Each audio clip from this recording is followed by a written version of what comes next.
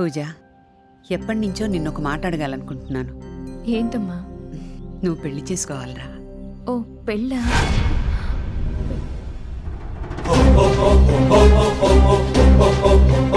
కన్నవాళ్ళకి వాళ్ళ పిల్లల పెళ్లిళ్ళు చేయడం బాధ్యత.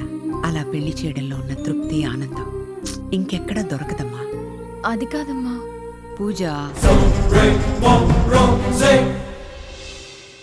నిన్న కొత్తగా కూడా జాయిన్ అయ్యింది కదా అని పిలుచుకరా పో. ఓకేనా?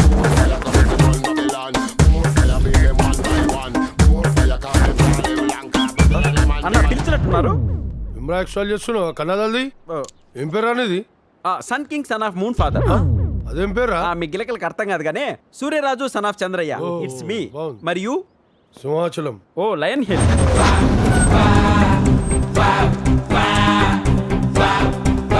కత్తిలా ఉంది. ఎవరి పాప? ఏయ్, ఓ. నువ్వు పని చేయాల్సింది ఆమె దగ్గరనే. బుల్లెట్ మేడం జాగ్రత్త. బుల్లెట్. చిచ్చా 5 స్టార్ జాకెట్ లా ఉంది. ఏంటి మేడం, మీరు పెళ్లి చేసుకోబోతున్నారా? నా కోసం కాదు, అమ్మ కోసం. మేడం కానీ పెళ్ళంటే చాలా జరిగేది అబద్ధ పెళ్లి. వచ్చేవాడు హస్బెండ్గా మాత్రమే యాక్ట్ చేయాలి. వాడికి నాకు మధ్య ఎలాంటి రిలేషన్స్ కానీ ఎమోషన్స్ కానీ ఉండవు. I see. జస్ట్ అతను అమ్మ ఉన్నంత వరకే ఉండాలి. అర్థమైంది మేడం.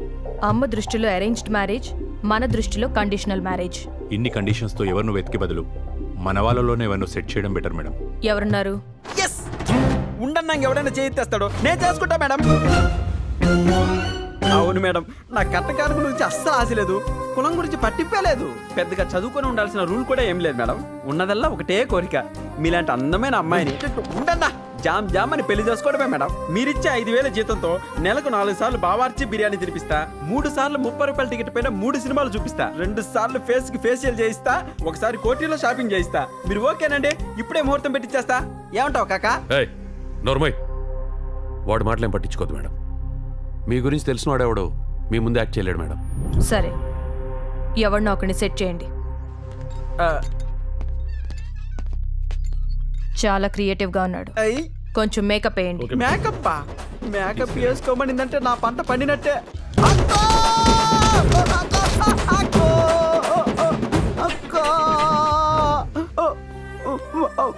పెళ్ళి కొత్తను కూడా చూడకుండా గ్యాప్ లేకుండా ఇంత మేకప్ వేసారేంట్రా? నాన్నా, నిర్మా బాబా అనుకున్నా, ఉతికి ఆరేసింది. అమ్మా, మర్డర్లు చేయడం మన వల్ల అవుతుంది కానీ మ్యారేజ్ చేయడం మన వల్ల కాదు కాక. దానికి ఒకడు ఉన్నాడు. దాని ఇంటి దగ్గర డెన్ దగ్గర టైట్ సెక్యూరిటీ. జాగ్రత్తగా ఫాలో కండి. ఏమాత్రం ఛాన్స్ ఉన్నా ఇన్ఫార్మ్ చేయండి. వెళ్ళండి. ఫిష్ అన్న, ఈ నాకు డబ్బులు ఇవ్వాలి. ఈ అడ్రస్ ఎక్కడో చెప్తావా? అరే ఇది ఇంగ్లీష్ లో ఉంది కదరా భయ్. ఇంగ్లీషా? ఏంటి చెప్పన్నా, నిజాం నగర్ కొన్న తేజ్ ఉంది. కోస్తే కుంభకర్ణుడు కూడా క్యాటరింగ్ అయిపోతావు. ఇంగ్లీష్ రాదు. ఇడ్దా, యు కమ్ హియర్. ఈ అడ్రస్సేగా? అవునన్నా. ఇలా నేరుగా వెళ్ళు, కుడి పక్కకు తిరుగు. రోడ్డు టైట్ గా ఉంటది. అక్కడ ఒక సిగ్నల్ లైట్ ఉంటది. దాని పక్కనే తెల్ల కుక్క. అది మంచి కుక్క, కరవదు. కుక్క నుండి ఎడం పక్కెళ్ళు, ఈ అడ్రస్ కి వెళ్ళిపోతావు. వెళ్ళు. తెల్ల కుక్క? పోయినసారి వెళ్ళేప్పుడు ఉందిలే అన్న. మరి ఇప్పుడు లేకపోతే? కుక్క లేకపోతే అది వచ్చే వరకు వెయిట్ చేస్తాలే అన్న. మేడం గారు పిలుస్తున్నారు, పదా. ఆ బడా దుబాయ్లో లేడని ఇన్ఫర్మేషన్ వచ్చింది.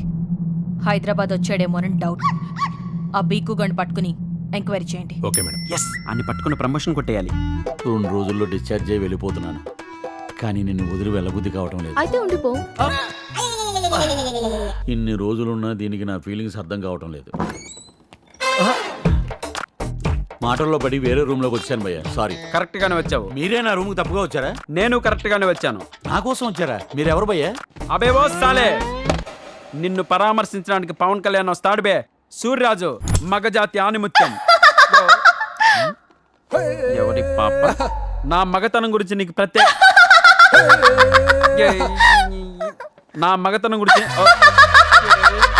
నువ్వు నీ చెత్త చైనా పోను. తార్ రోడ్డు మీద రేకు డబ్బాతో రాకినట్లు ఏంటే నువ్వు నీ నవ్వు. ఆ నవ్వుతో జనాన్ని చంపేస్తావేంటే? మగజాతి ఆనిముత్యం ముందే వికటాటాసా. గుర్తుపెట్టుకోరా, రాత్రికి వేసేద్దాం. కూల్. ఆ బడాగాడు ఎక్కడున్నాడు? మొన్న వచ్చి కోటింగ్ ఇచ్చాడు భయ్య. హైదరాబాద్ లో ఉన్నాడు కానీ ఎక్కడ ఉన్నాడో తెలియదు. నా మీద ఉండు. సరే, ఓ పని చేయి, వాడు వచ్చేంతవరకు ఇక్కడే ఉండు.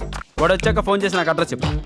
అమాయకత్వానికి కూడా ఒక హద్దు ఉండాలి భయ్య. ఆహా. డిశ్చార్జ్ అయిపోయే పేషెంట్ ని హాస్పిటల్ ఎందుకు ఉంచుకుంటారు చెప్పు? ఓ అదే నీ problem. I can solve it. నేనేదో జోక్గా అంటే మీరంత సీరియస్గా తీసుకోవాలా? ఎవడో ఒకడు నా మీద దండయాత్ర చేయటం, నువ్వు వచ్చి ఓదార్పు యాత్ర చేయటం అలవాటైపోయింది.